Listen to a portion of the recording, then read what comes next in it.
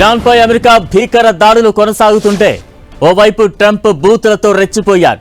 యుద్ధం విషయంలో సహనం కోల్పోతున్న ట్రంప్ మాటలతో దాడికి దిగారు. ఇరాన్ను నరకానికి పంపిస్తా అంటూ శాపనార్థాలు పెట్టారు. బూతులతో రెచ్చిపోయిన ట్రంప్ మరోసారి ఇరాన్కు అల్టిమేటం విధించారు. హర్మూజ్ను తెరవాలంటూ మరోసారి స్ట్రాంగ్ వార్నింగ్ ఇచ్చారు ట్రంప్. ఇప్పటికే ఇరాన్లోని కీలక స్థావరాలు, పవర్ ప్లాంట్లపై దాడులు చేసిన అమెరికా మరోసారి వీటిపై దాడి చేసేందుకు సిద్ధంగా ఉన్నట్టు తెలుస్తోంది.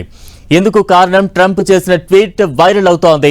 ఎల్లుండిలోపు హర్మూజ్ జలసంధిని తెరవాలని, లేదంటే దాడులు ఉధృతం చేస్తామన్నారు. ఇరాన్పై దాడులకు అంతా సిద్ధంగా ఉన్నామని చెబుతూ మంగళవారం పవర్ ప్లాంట్ బ్రిడ్జ్ డే అంటూ పోస్టు చేశారు. దీంతో మంగళవారం మరోసారి భీకర దాడులకు అమెరికా సిద్ధమైనట్టు తెలుస్తోంది.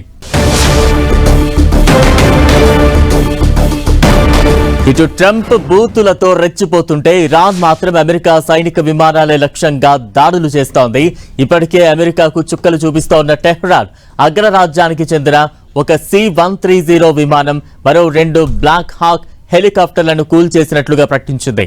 కూల్చివేసిన విమానాలకు సంబంధించిన దృశ్యాలు సోషల్ మీడియాలో వైరల్ గా మారాయి. అటు అమెరికా హెచ్చరికలకు ఏమాత్రం భయపడిన ఇరాన్ గల్ఫ్ దేశాలపై దాడులు కొనసాగిస్తోంది. అమెరికా యుద్ధ విమానాల టార్గెట్ గా కాకుండా గల్ఫ్ దేశాలపై కూడా ఇరాన్ డ్రోన్లు, క్షిపణులతో దాడులు చేస్తోంది. కువైట్, బహ్రెయిన్, UAEలోని కీలక ప్రదేశాలను టార్గెట్ చేస్తోంది. గల్ఫ్ అంతటా ఇరాన్ డ్రోన్, క్షిపణి దాడులు తీవ్రతరం కాగా గత 24 గంటల్లో కువైట్ భారీ నష్టాన్ని చవిచూసింది.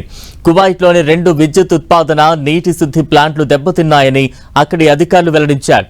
బహ్రెయిన్, UAE, సౌదీ అరేబియాలోని ఇంధన, ఇతర మౌలిక సదుపాయాలను లక్ష్యంగా చేసుకుని ఇరాన్ దాడులు చేసింది. ఇటు ఇజ్రాయెల్ కూడా ఏమాత్రం వెనక్కు తగ్గడం లేదు.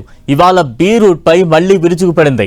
4 గంటలకు పైగా ఇజ్రాయెల్ తన యుద్ధ విమానాలతో బీరూట్ పై బాంబుల వర్షం కురిపించింది. దీంతో దక్షిణ బీరూట్ లో ఇజ్రాయెల్ జరిపిన దాడుల్లో 4 మృతి చెందారు.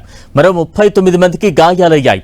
ఇటు ఇరాన్ లో చిక్కుకుపోయిన అమెరికా పైలట్ ను రక్షించమని ట్రంప్ వెల్లడించారు. ఇరాన్ పర్వతాల లోపల తీవ్రంగా గాయపడిన F-15 వైమానిక దళ అధికారి, ఒక కల్నల్ సైన్యం రక్షించిందని ట్రూత్ సోషల్ పోస్టులో తెలిపారు.